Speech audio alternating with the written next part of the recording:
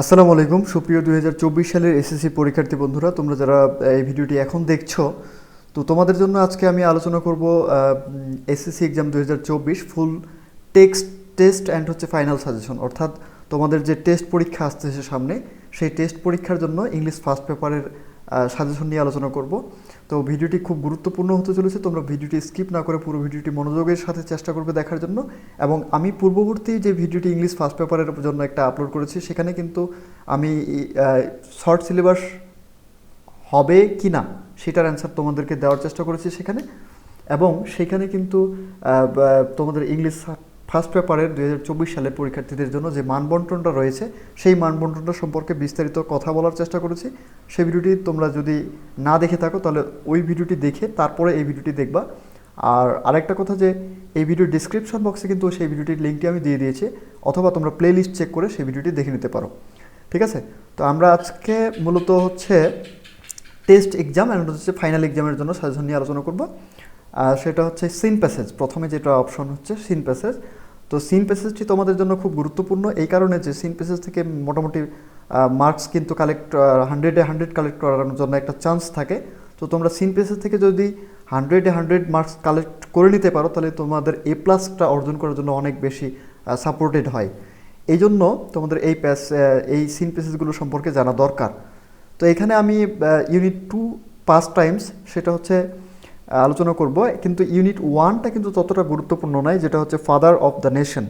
তো father of the nation থেকে প্রশ্ন আসলে হওয়ার সম্ভাবনা অনেকটাই নেই বললেই চলে, এই জন্য আমি এটা রাখিনি সাজেশনের মধ্যে।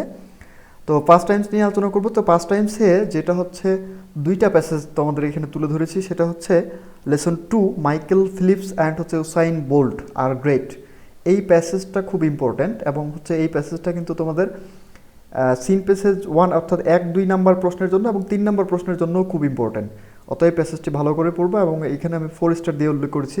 এবং তৃতীয় নাম্বার যে লেসনটা রয়েছে, third lesson traditional childhood past Times of climbing. এই প্যাসেজটা ততটা গুরুত্বপূর্ণ নয়, তারপরেও তোমরা পড়ে নিতে পারো তোমাদের এক্সপেরিয়েন্সটাকে ইনহ্যান্স করার জন্য, ইনরিচ করার জন্য। ঠিক আছে, এরপরে ইউনিট 3 ইভেন্ট অ্যান্ড ফেস্টিভ্যালস। তো ইভেন্টস অ্যান্ড ফেস্টিভ্যালসে মূলত এখানে আমরা 5টা প্যাসেজ দেখতে পাচ্ছি। তো 5টা প্যাসেজের মধ্যে সব থেকে মোস্ট ইম্পর্ট্যান্ট প্যাসেজ যেগুলো, সেটা lesson 2 May Day or international workers day. এটা বরাবরের মতোই ইম্পর্ট্যান্ট প্যাসেজ, একটা বিভিন্ন সালে বিভিন্ন বোর্ডের মধ্যে পরীক্ষায় কমন হয়ে থাকে। এবং লেসন 2 থাকে তোমাদের 21 February is a memorable day, এটা 3 স্টার দিয়ে উল্লেখ করেছে। এবং unit 4 unit 21 February is observed as Shahid Dibas. এই প্যাসেজটা কিন্তু এই যে 3 নাম্বার লেসনটা থেকে 4th নাম্বার লেসনটা অনেক বেশি ইম্পর্ট্যান্ট। অতএব এটা আমি 4 স্টার দিয়ে উল্লেখ করেছি। এবং lesson 5 26 March our independence day. এই প্যাসেজটা ইম্পর্ট্যান্ট তোমাদের জন্য, অনেক অনেক বেশি ইম্পর্ট্যান্ট।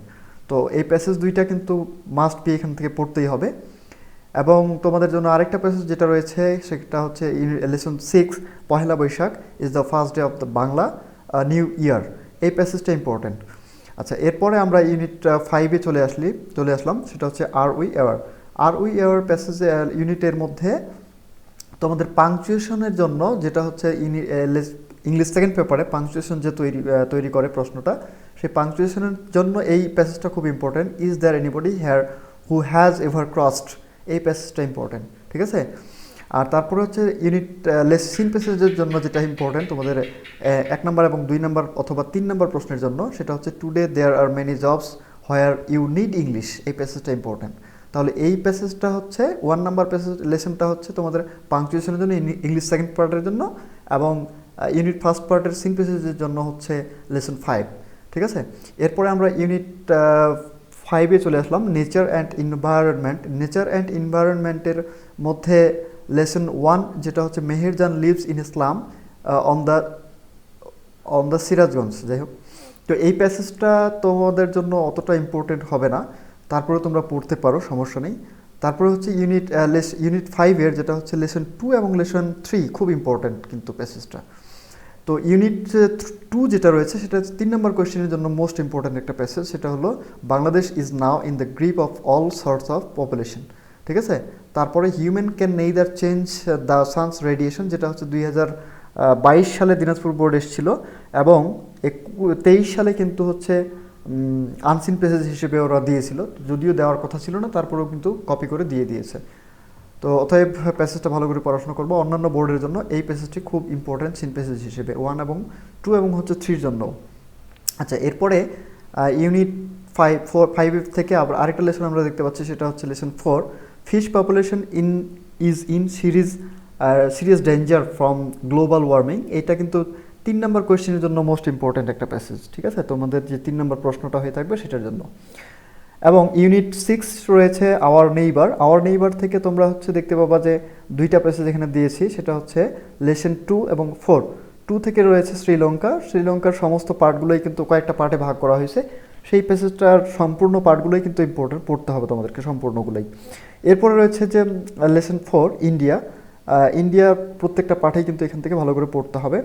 এবং ইউনিট 7 আমরা পিপল হু স্ট্যান্ড আউট দেখতে পাচ্ছি, সেটা হচ্ছে সেই প্যাসেজটা থেকে তোমাদের এখানে টোটাল 4টা প্যাসেজকে আমি সাজেস্ট করব। সেটা হচ্ছে lesson 1 the pioneer of Bangladesh modern art Zainul Abedin, যেটা হচ্ছে, হ্যাঁ, তো সেই প্যাসেজটা কিন্তু মোস্ট ইম্পর্টেন্ট একটা প্যাসেজ তোমাদের জন্য, অতএব স্কিপ করার কোনো অপশন নেই কিন্তু এটা। এবং লেসন 2 রয়েছে before the beginning of human language, এটা ততটা ইম্পর্টেন্ট নয়, চাইলে পড়তে পারো। তারপরে যেটা রয়েছে লেসন 3 4 স্টার দিয়ে Parthapratim Majumdar was born in 1954।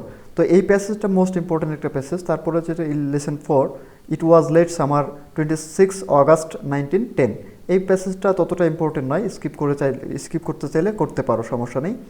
R unit 6 lesson 6 রয়েছে, যেটা হচ্ছে Mother Teresa was moved by the sight of the, ঠিক আছে, এই প্যাসেজটা মোটামুটি কিছুটা ইম্পর্টেন্ট রয়েছে, সেটার জন্য আমি 3 স্টার দিয়ে মার্কিং করার চেষ্টা করেছি। এবং হচ্ছে ইউনিট লেসন 7 যেটা রয়েছে স্টিভেন পল জবস মোস্ট পপুলারলি নোন, ঠিক আছে, এই প্যাসেজটা মোস্ট ইম্পর্টেন্ট একটা প্যাসেজ। তারপরে যেটা রয়েছে lesson 2 Paharpur is an important archaeological. তো এই প্যাসেজটা ইম্পর্টেন্ট ততটা নয়, স্কিপ করতে চাইলে করতে পারো। এবং সেটা হচ্ছে আমরা আরেকটা দেখতে পাচ্ছি যে lesson 3 the French sculpture Frederic Auguste, ঠিক আছে, এই প্যাসেজটা ইম্পর্টেন্ট হবে। এবং ইউনিট 9 আনকনভেনশনাল জবস, এটা থেকে আমি 0 রেখেছি, কারণ এইটাতে ততটা গুরুত্বপূর্ণ কোনো প্যাসেজ নেই, চাইলে এই ইউনিটটিকে স্কিপ করে যেতে পারো। এবং ইউনিট 10 রয়েছে ড্রিমস থেকে তোমরা 2টা প্যাসেজ পড়বা, সেটা হচ্ছে সবচেয়ে বেশি ইম্পর্টেন্টের সাথে পড়বা, গুরুত্বপূর্ণতার সাথে, সেটা হচ্ছে lesson 3 Pritilata Waddedar was born in Chittagong only, ঠিক আছে, এই প্যাসেজটা ইম্পর্টেন্ট, তোমরা সিন প্যাসেজ 1 এর জন্য এটা পড়তে পারো। এবং লেসন 4 সেটা হচ্ছে Zahir Raihan was one of the most, এই জহির রায়হানের প্যাসেজটা কিন্তু ইম্পর্টেন্ট হবে। এবং ইউনিট 11 দেখতে পাচ্ছি 2টা প্যাসেজ ইউনিট 11 থেকে রিনিউয়েবল এনার্জি, সেটা হচ্ছে লেসন 2 এবং লেসন 3। তো 2টার মধ্যে 2টাই মোস্ট ইম্পর্টেন্ট। এবং 2024-এর জন্য, হ্যাঁ, এটা একবারে কোনো কথাই নেই, এই প্যাসেজ 2টা খুব ইম্পর্টেন্ট হবে। In a speech at the 19th science Congress, ঠিক আছে। এবং লেসন 3 রয়েছে countries of the world relay heavily on petroleum, ঠিক আছে, এই প্যাসেজ 2টা ইম্পর্টেন্ট হবে। এবং ইউনিট 12 থেকে দেখতে পাচ্ছি যে Michael Madhusudan Dutta popularly known, এই প্যাসেজটা ইম্পর্টেন্ট হবে। এবং ইউনিট 13 থেকে আমরা কোনো রকম প্যাসেজ রাখিনি, কারণ এটা থেকে ততটা গুরুত্বপূর্ণ নয়। তো তারপরেও তোমরা এখান থেকে তোমরা লেসন 2 এবং 3টা পড়ে নিতে পারো, ঠিক আছে, টেকনোলজি সম্পর্কিত। এবং এখানে আমরা দেখতে পাচ্ছি ইউনিট 14 প্লেজার অ্যান্ড পারপাস, এই প্লেজার অ্যান্ড পারপাস থেকে আমরা 2টা প্যাসেজকে উল্লেখ করব, সেটা হচ্ছে lesson 9 once upon a time in Venice Italy there was, এই প্যাসেজটা ইম্পর্টেন্ট মোটামুটি রয়েছে, এই জন্য আমি 3 স্টার দিয়ে উল্লেখ করেছি। এবং 4 স্টার দিয়ে যেটা করেছি যে হোয়েন বাসানিও রিস্ট ভ্যানিস, ঠিক আছে, এই প্যাসেজটা মোস্ট ইম্পর্টেন্ট একটা প্যাসেজ, তোমাদের জন্য আসতে পারে পরীক্ষায়। তো এই ছিল শিক্ষার্থী বন্ধুরা আজকের আমাদের আলোচনা। তো শিক্ষার্থী বন্ধুরা, যদি তোমরা চ্যানেলটিকে এখনও পর্যন্ত সাবস্ক্রাইব করে না থাকো তাহলে সাবস্ক্রাইব করে রাখবে, আর যদি সাবস্ক্রাইব করেছো তাহলে তোমাদেরকে স্বাগতম। এরকম নতুন নতুন ভিডিওগুলো পাওয়ার জন্য বা সাজেশন ভিডিওগুলো পাওয়ার জন্য তোমরা হচ্ছে আমাকে কমেন্ট করে জানাবা, এবং কমেন্ট বক্সে লিখে জানাবা যে তোমাদের কী কী সমস্যা রয়েছে, সেই সমস্যাগুলো আমি সমাধান করার চেষ্টা করবো ইনশাআল্লাহ যতদূর পারা যায়। তো আজকে এই পর্যন্ত, আসসালামু আলাইকুম, ভালো থাকবা।